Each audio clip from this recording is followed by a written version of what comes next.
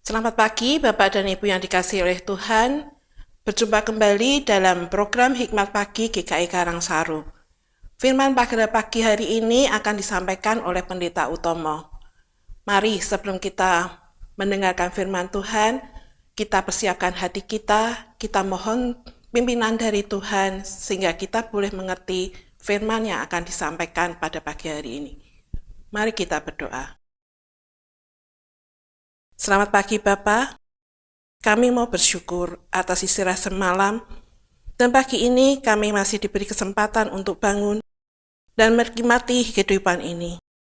Pagi ini, sebelum melakukan segala kegiatan, kami ingin mendengarkan firman-Mu. Kiranya Bapa bukakan hati dan pikiran kami, sehingga kami bisa mengerti firman yang akan kami dengarkan. Terima kasih Bapa. Dalam nama Tuhan Yesus kami berdoa. Amin. Tema renungan pada pagi hari ini, Yesus Kristus semata, terambil dari Mazmur 24 ayat yang ketiga hingga yang keenam, berbunyi demikian. Siapakah yang boleh naik ke atas gunung Tuhan? Siapakah yang boleh berdiri di tempatnya yang kudus? Orang yang bersih tangannya dan murni hatinya, yang tidak menyerahkan dirinya kepada penipuan dan yang tidak bersumpah palsu. Dialah yang akan menerima berkat dari Tuhan dan keadilan dari Allah yang menyelamatkan dia. Itulah angkatan orang-orang yang menanyakan dia, yang mencari wajah-Mu, ya Allah Yakub. Demikian firman Tuhan, syukur kepada Allah.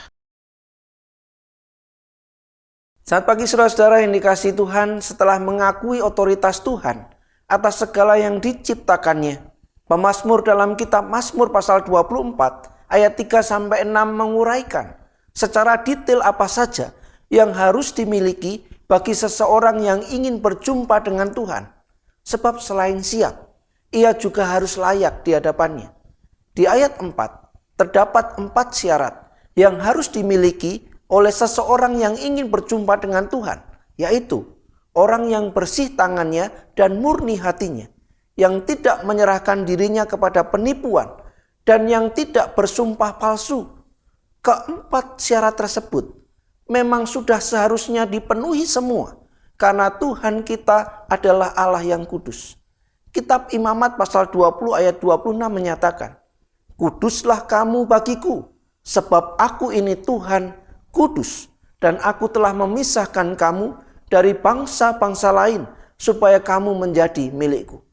Saudara-saudara yang dikasihi Tuhan, Tuhan adalah Allah yang kudus. Oleh sebab itu, kita juga harus berjumpa dengan Tuhan melalui cara yang benar. Kekudusannya hanya dapat dihampiri oleh mereka yang bersih tangannya. Artinya, mengerjakan kehendak Allah dan tidak melakukan apa yang jahat. Murni hatinya, hati yang berintegritas, tidak dikuasai oleh kemunafikan, seperti lain di mulut, lain di hati, lain juga tindakannya. Tidak menyerahkan diri kepada penipuan. Yang dimaksud orang yang dikuasai oleh nafsu duniawi dan keserakahan akan mudah terjebak dan tergelincir dalam tindakan penipuan. Dan akhirnya mereka yang bersumpah palsu. Untuk dapat dipercayai, kita sering ingin bersumpah di hadapan manusia. Kita mungkin dapat lolos bersumpah palsu, tetapi tidak di hadapan Tuhan yang maha mengetahui kedalaman isi hati kita. Saudara yang diberkati Tuhan, tentu saja melihat keempat syarat tersebut, kita pasti tidak dapat memenuhinya. Jika demikian, betapa sukarnya bahkan mustahil bagi kita naik ke atas gunung Tuhan dan berdiri di tempatnya yang kudus. Lalu apakah itu berarti untuk selamanya kita tidak dapat memperoleh kesempatan untuk datang ke hadirat Tuhan yang kudus itu? Tidak. Oleh karena Yesus Kristus dan karyanya, kita dapat dan dilayakkan menghadap tahta kemuliaan Allah. Itulah sebabnya kita patut bersyukur karena Allah telah berkenan menjadikan Yesus Kristus jalan keselamatan bagi kita yang berdosa ini. Puji nama Tuhan.